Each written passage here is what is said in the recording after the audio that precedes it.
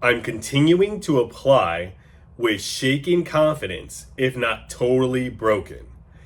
That's just a little highlight of the article that I'm going to share with you today.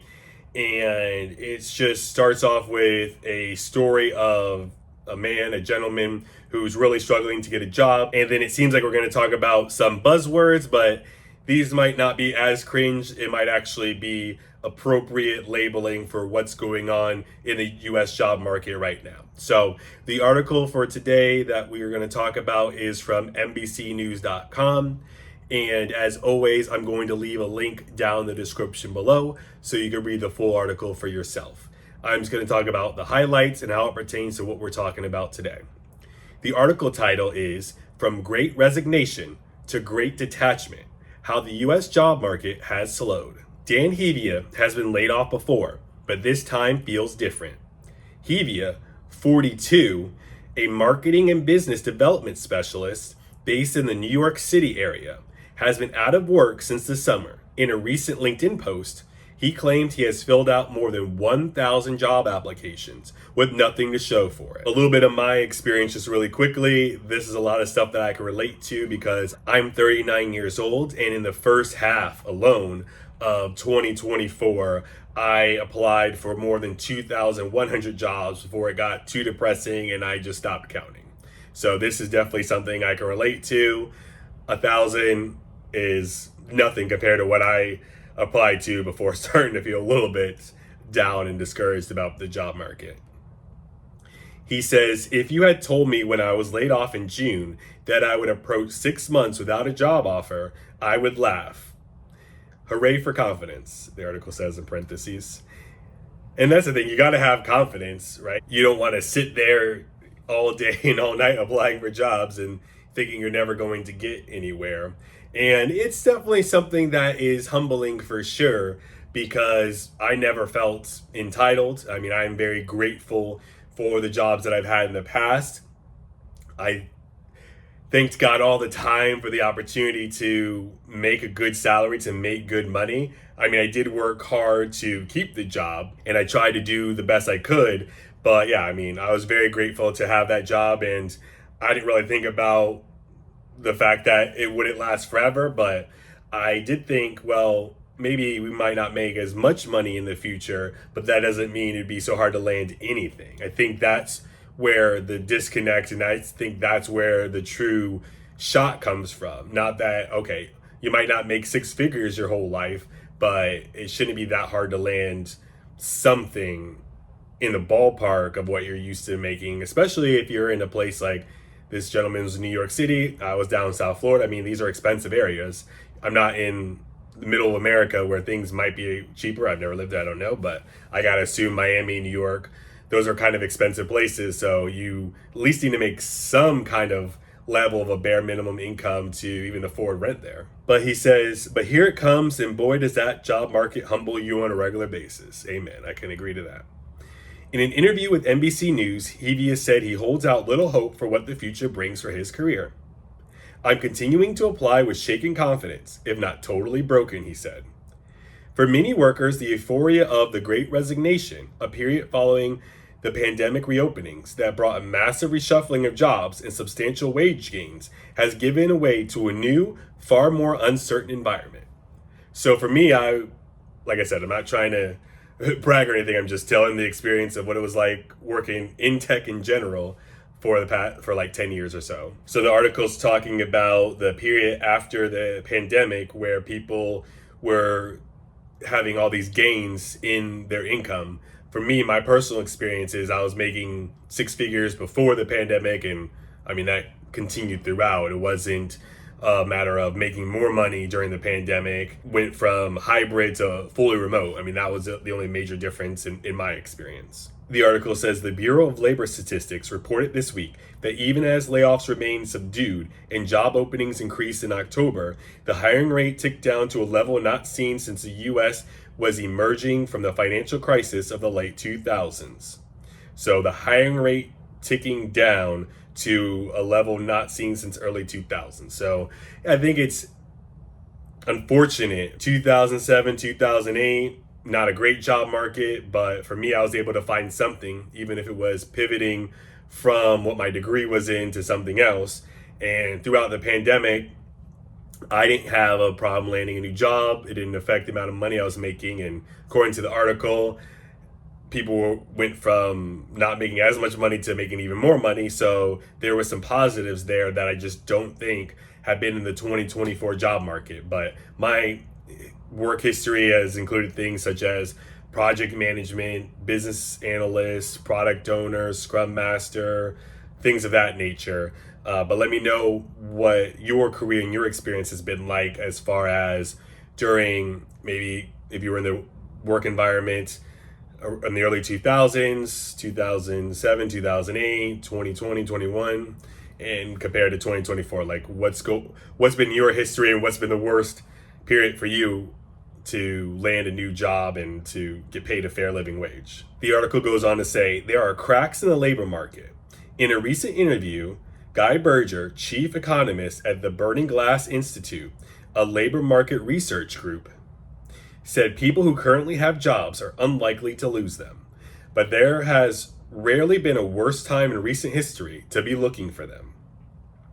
I buy arguments that it's a good job market, Berger said in a recent interview, but he added, it is far from great. Hiring is too low. It's really hard to find a job, he continued. It's good that a lot of people are employed, but it's not obvious that we're on a good trajectory. Part of the problem appears to be a dramatic shift in the labor market back in favor of employers. A Gallup poll released found U.S. workers are seeking new opportunities at the highest rate since 2015, as overall satisfaction with current employers has returned to a record low. So as we've talked about looking for new jobs and focused on people getting laid off and getting fired and just struggling to find some kind of employment, I've got a lot of comments even on this channel about people looking for jobs as well. I think I even did a poll at one point, and I think it was fairly close between I don't have work and I'm looking for a job, or I have work and I am looking for a job. So I think where we're going with this Great Detachment here in this article is going to be, yes, I have a job, but I don't like it. I don't want to be here and I want to find something else. It's just hard to leave the current company that I'm in. So that's why a lot of these economists that we've talked about recently have said it might be very hard and very difficult to land a brand new job right now. But if you have a job, the layoffs might be slowing down, and if you keep your head down, you might be able to avoid losing your job. And a lot of people are just staying put and trying not to get fired right now, even though they'd much rather be out of the position that they're in. But it's hard for people to land jobs when they don't have a job, and it's also very hard right now for people to move to new organizations even if they don't like their job. So I think that's where we're going with this, and that seems to be what I've seen from talking to you guys in the comments and from reading articles like this. In a write-up of the survey, Gallup analysts referred to the current period as the Great Detachment, noting that the widespread disruptive and organizational changes in the wake of the pandemic have left workers feeling burned out. There are two key observations from the survey. The first is fewer than half the workers Gallup surveyed reported knowing what's expected of them at work, which is a big thing. And if you're new to a company, you could say, oh, well, maybe I can refer to my job description. But the whole asterisk at the bottom, at least imaginary asterisk at the bottom of our job descriptions, say other tasks as needed or other tasks as desired. And that really is where a lot of the work comes from, because they do the best they can, I guess, to come up with job descriptions and tasks based off what other people are doing. But that doesn't mean that that's all you're going to be doing. So it's not always clear for the employees what's expected of them or what they're supposed to be doing each and every day. And just 30% said they strongly agree that the mission or purpose of their companies make them feel their jobs are important. And that's the thing. I think that's where a lot of bitterness comes from people who are not in industries like tech, they're like, oh, you guys don't do anything. You're just finessing people, and your jobs don't make a difference. But, that gets to the employees there. They might also feel like what they're doing doesn't make a difference and they're not moving the needle. They're not impacting things. But I mean, really, unless we maybe are in medical or science or something like that, it's probably hard to feel super motivated that your job is making a difference. But at the end of the day, these are the jobs that we have to support our family, to put food on the table, and not everything is going to make us feel like we're a philanthropist or something like that. The difference we make is in our families' lives, and that's good enough. Both of those feelings are record lows for this survey. Meanwhile, many managers are contending with smaller budgets, shifting personnel, and new responsibilities. Across the U.S. workforce, people are becoming more disconnected from their employer on critical metrics. One of the survey's analysts, a director of research and strategy at Gallup, said in an interview. Gallup's workplace metrics are similar to where they were in 2015, but the context is different.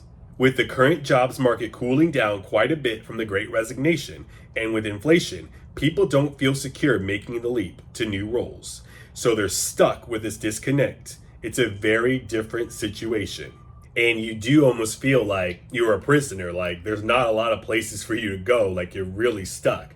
Now, it's not to the level, when I'm talking about H-1B visas, a lot of times we talk about it from the perspective of, it doesn't really matter if you're born in America or you go through the legal immigration process, but from U.S. citizens losing jobs to people on H-1B. But for a second, if we flip the script, think about it from an H-1B perspective, right? You're going to do whatever you can to support your family. If that means, unfortunately, you have to leave them for a couple months, a couple years to earn up a bunch of money and send it back to provide a better life for your family, everyone would do that if given the option to make that much more money. From the US, one of the best things about our country is the amount of money we can make. So there's not many places that we can go and make more money than we're making right now. We can just go other places and lower our cost of living. But for H-1B visas, I mean, those visa holders probably do feel like they're stuck. And it's not like they have a couple of options, they have zero options. If they don't do exactly what they're told, if they don't toe the line perfectly, I mean, that their work assignment keeps them basically hostage for that company, because it's either work there, do what they tell you to do, or get deported back to their home country. And I think a lot of US citizens are starting to feel similar to that. I mean, it's still not to the point where if you hate your job and you get fired or you quit, you're going to get deported to a different country. But I mean, still feeling like they're running out of options and there's not much they can do besides toe the line, or they are going to be without work, and then trying to find a new job in this economy is no small feat. So very just something to think about there between that correlation.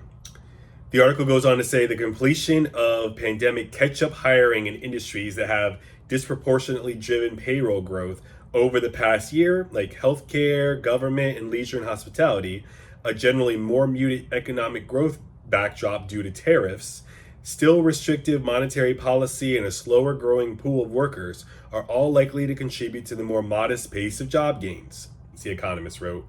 Essentially, a slowing job market and economic conditions that are still too tight for comfort mean hiring is likely to keep trudging for a while longer. While improving labor productivity, in part from gains in artificial intelligence, will remain strong in 2025, it is likely to result in fewer job cuts.